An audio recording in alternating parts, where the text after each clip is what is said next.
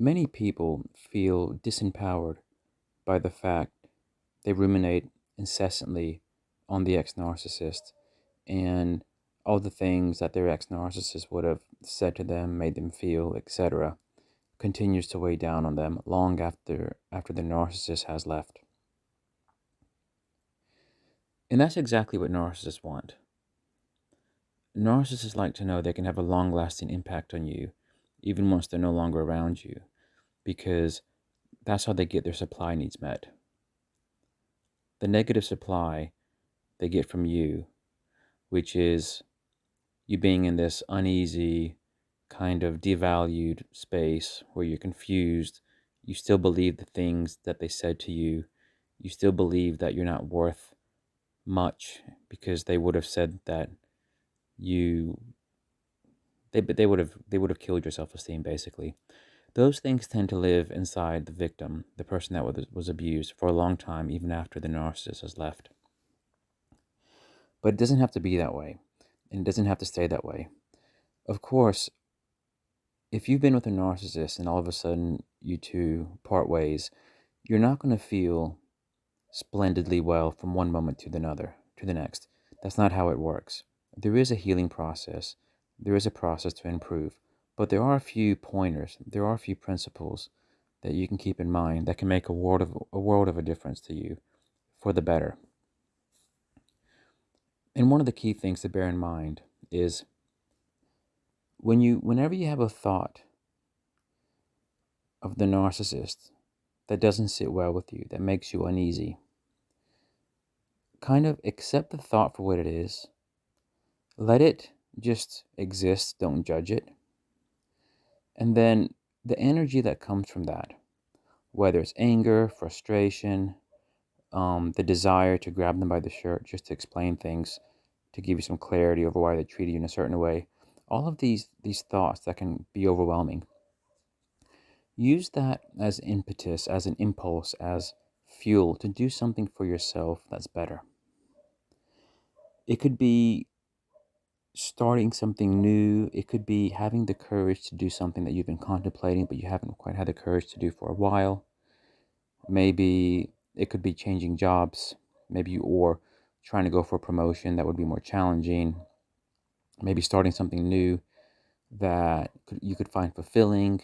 It doesn't necessarily need to be something that would generate revenue for you, but equally it could be a hobby where you would go out and meet people, go out and start a new activity, or you might just research certain things and learn more about something new. And it could even be about narcissism, but don't spend your whole life researching narcissism.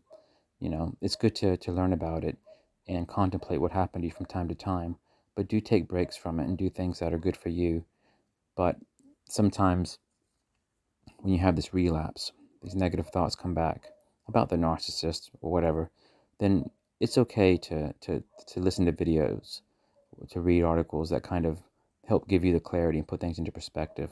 So just be wise with how you spend your time and how you react to these negative thoughts that come from time to time. I think for me the most important thing is just to understand that you're going to have these relapses from time to time. You're going to ruminate, especially if you were together with this person for many years, which is usually the case. Most people who are on these forums, whether it's YouTube, other forums, watching videos, most people have been involved with a narcissist for many years, sometimes the better part of their life.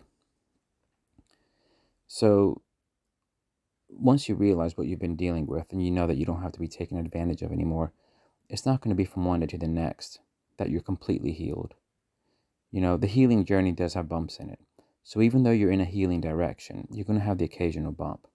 But just accept it for what it is.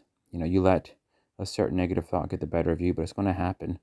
But over time, these negative thoughts, you know, when you can start seeing in all the different ways that they took advantage of you, all the different ways that they used you, all the different ways that they used you as a pawn for their game, their complete self-interest without any regard to you and the repercussions on you, over time, that it has a lesser impact on you.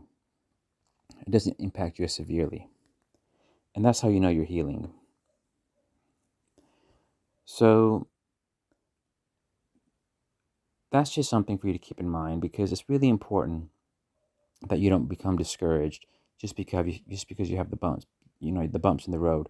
Look, think about it this way: if you're going from one destination to another destination, let's say it's a 10-hour car ride, and you're going to go through all different types of land, uh, places and terrains, and look, you might go through the occasional dirt road, the occasional road that's quite desolate and isolated, so it has a few potholes. There's going to be a few bumps in it. Sometimes the gravel is going to be a bit shaky, but you are heading towards your destination. You are heading towards the place where you want to be, and you are making progress.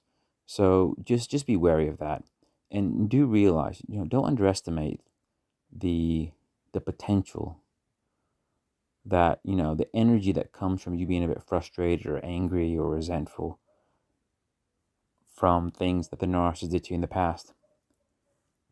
If you know how to recycle that, you can actually do a lot of things for yourself. You can use that energy to take certain steps, because all energy can be kind of transformed into something different once you have the base. So I'm not saying that you should be happy that you occasionally get angry at the thoughts of the narcissist, or that you should contemplate them, think about them repeatedly so you get triggered all the time.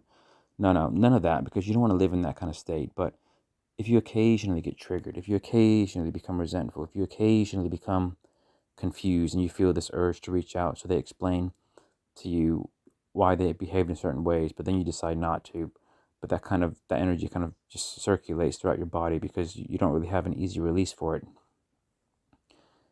Use those things, once you kind of feel like that, you feel triggered, kind of let the thought of the narcissist go, and then try to think, what can you do for yourself?